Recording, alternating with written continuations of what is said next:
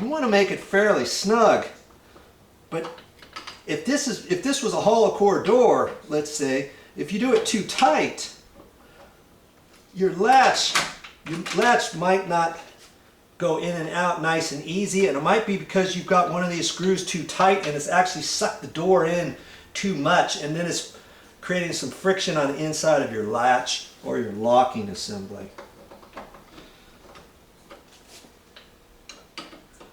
Okay, so I got that snug.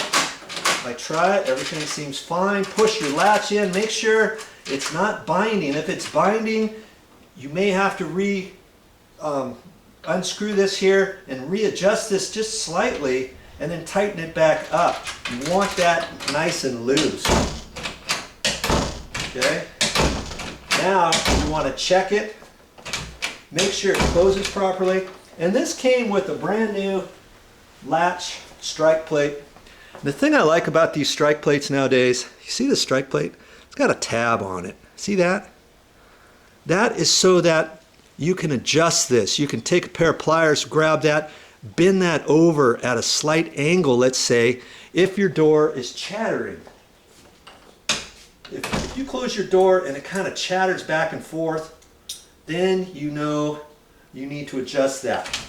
And this is the old strike plate on there, and it looks like it's been bent a little bit, and they took this tab and they bent it a little bit. So what I'm going to do is I'm going to go ahead and I'm going to take the old latch strike plate off. It's the same size as this one, and I'm going to install this one. Yeah, this old latch strike, it's working fine and everything, but it's not brand new. And so to finish off your project, make sure you take those latch plates off. Be real careful with them though. Sometimes somebody might have painted right up next to it. You may have to score it with a sheetrock knife or something. Hold your mouth just right to pull it off. Last thing you want is to pull the strike plate off and then find out that you just tore off a little bit of the jamb. But in this case, we don't have that. Let me show you what we got. Okay, show you here.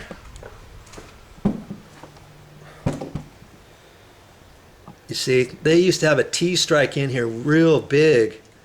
Now they just got this kind here, and that's all I'm going to do, you know, is go ahead and replace this. And there, that one has a tab, and I had to tweak it before with this old latch, but now I've decided to replace the latch, the whole locking assembly. This whole locking assembly, it didn't cost very much. This was like less than $10, and it came with the thing I saw with that too. It came with 2 keys for it, and make sure if you need extra keys while you're at the hardware store, you have them make you some extra keys, and then use the keys. And here they didn't have any silver ones, they gave me these, and I picked out what I wanted, and they cut these. When you're at the store, make sure you pull the entry lock apart out of the box. Make sure you try your keys before you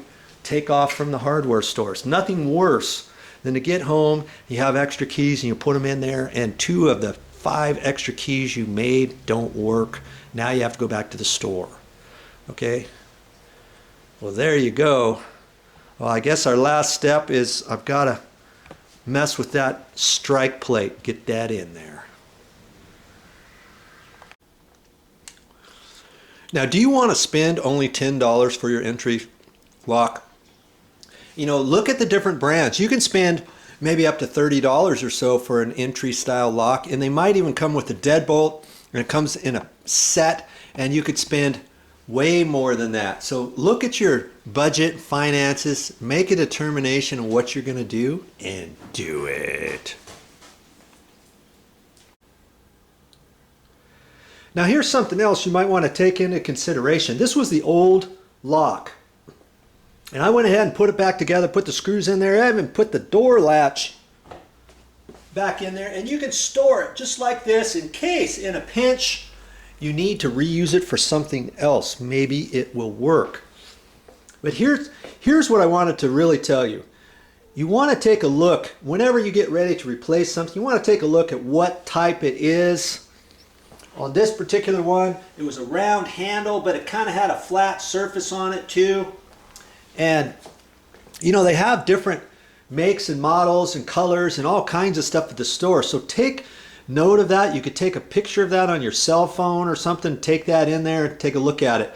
But look at all your other locks and door handles in the rest of your house. Maybe the one in the garage doesn't even match up, and you can match your new entry lock with one of your interior door locks and try to do that. Well, I looked in the rest of the house and they had knobs more like this, more kind of round and a little bit fatter, and that's what I decided to do, because now that's going to match up to the rest of the house more so than something like this. And take note of the color. This was like a nickel, a brushed nickel finish, and they have all kinds of different colors at the store too, so keep that in mind as well. It's always nice to match existing conditions.